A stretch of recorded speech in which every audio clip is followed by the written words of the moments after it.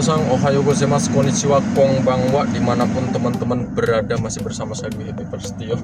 Oke, hari ini kita ngonten lagi, kita jalan-jalan lagi gengs. Oke, hari ini kita bahas ya, sesuatu yang bisa dibahas. Kira-kira apa nih ya?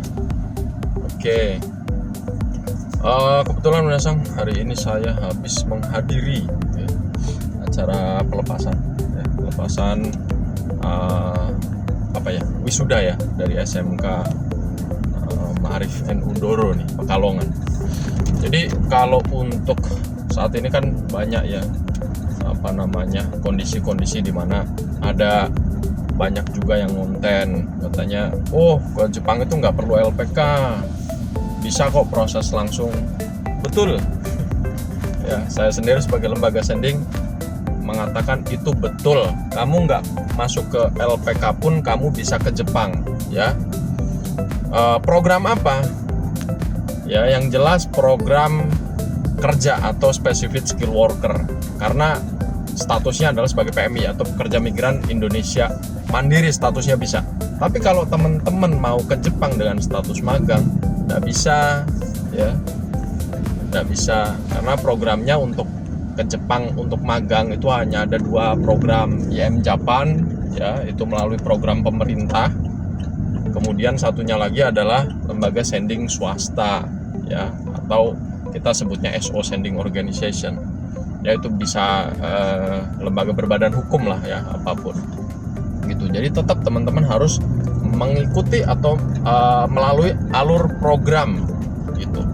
Nah kemudian penting dan nggak pentingnya gitu ya, kalau dibahas kan seperti itu ya. Akhirnya nggak pentingnya apa? Kalau nggak pentingnya mungkin karena teman-teman masuk lembaga ini jadi ada biaya yang keluar gitu ya. Kalau teman-teman bisa belajar sendiri nggak masalah ya, biaya itu bisa 0 ya, 0 gitu, nggak keluar biaya sama sekali. Silahkan bisa belajar sendiri otodidak di YouTube ya, materi juga banyak mungkin di internet ya. Tapi kembali lagi, bagaimana teman-teman bisa ketemu sama user ya, atau para pencari pekerja ya dari sana. Yang ditakutkan ya, tidak semua pihak TSK, mohon maaf, atau perusahaan di Jepang juga benar. Hati-hati teman-teman ya, hati-hati. Kalau di sini bilang banyak lembaga yang nggak amanah, banyak lembaga yang nggak benar, hati-hati juga. Banyak juga perusahaan Jepang, TSK lah atau Kumiai lah, yang nggak benar juga. Yang ditakut-takutkan ya, gaya-gayanya sok-sokan, wah ada orang Jepang nih ngehubungin saya nih, bla bla bla segala macem. Ternyata black company ya, hati-hati. Ini lagi marak juga di Jepang. Jadi unprofesional, teman-teman berproses, ternyata sampai sana nanti ya ketemu sama perusahaan-perusahaan gelap bahasanya. Ini hati-hati sekali. Nanti teman-teman di sana bekerja, ujung-ujungnya tidak dibayar, tidak diasuransikan, banyak hal-hal yang dipotong ya dari hak-hak semestinya. Itu juga hati-hati ya. Tentu saja kalau segi manfaat dari LPK ya, sudah jelas, tinggal teman-teman hati-hati saja dalam masuk ke lembaga. Yang pertama, dipastikan izinnya ya, dia legal nggak nih, resmi nggak nih. Ya nggak cukup cuman resmi doang ya, teman-teman juga harus cari bukti lembaga ini benar-benar aktif nggak sih, aktif dalam pemberangkatan tentunya ya, proses ya, jangan cuman rekrut doang, latih doang, ternyata nggak ada jobnya. Ini juga hati-hati.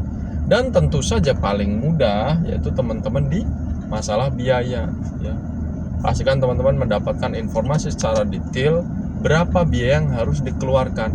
Kalau biayanya nggak ramah di kantong, teman-teman bandingkan dulu gitu. Jadi jangan cukup 1 LPK saja, teman-teman harus keliling gitu dan dibandingkan ya, biayanya mana yang paling bersahabat di kantong. Bukan hanya itu saja, takut sekarang ramah di kantong ternyata nggak ada jobnya, itu juga hati-hati. Jadi setelah ramah di kantong, teman-teman selidiki juga, bener nggak sih ordernya ini banyak, ada nggak sih anak-anak yang diberangkatkan melalui lembaga tersebut ya. Karena kalau saat ini di Indonesia sendiri ada 500 lebih lembaga sending swasta ya, ada 500 lebih, dan mungkin banyak sekali ya yang lembaga ini, sending ini mati suri. Ya, mati suri di sini tuh izinnya resmi ada, tetapi tidak ada ordernya ya, dan ngambil biayanya itu yayaan ya. Tahu yayaan enggak? Ugal-ugalan ya, ngambil tuh sampai 50 juta, 40 juta ya, 70 juta ya, seperti itu teman-teman. Hanya sedikit informasi saja, kalau di lembaga sending Wakasio ya, di tempat kami, tempat saya, biayanya 35 juta. 35 juta itu sudah secara keseluruhan ya, sudah medical check up, paspor, biaya makan ya, selama diklat praterbang kan ada makannya. Selama makan itu selama 4 bulan atau sampai nunggu CA-nya terbit, kemudian pengurusan visa sampai terbang. Itu teman-teman biaya-biayanya. Jadi biaya di masing-masing lembaga sending beda-beda ya, cost structure-nya beda-beda. Nah, di situ teman-teman silahkan bisa lebih bijak ya, dan lebih hati-hati dalam menentukan langkah saya mau masuk LPK enggak ya, terus langkah-langkahnya gimana ya gitu. Oke. Dan selalu hati-hati buat teman-temanku yang mau berangkat ke Jepang, hati-hati, di mana ada program baik di situ, pasti di situ akan ada oknum-oknum yang memanfaatkan ya program-program tersebut. Itu mungkin ya hari ini yang bisa saya informasikan sama teman-teman. Semoga bermanfaat informasinya. Sampai ketemu lagi. Salam magang Jepang, salam Wakasio Indonesia.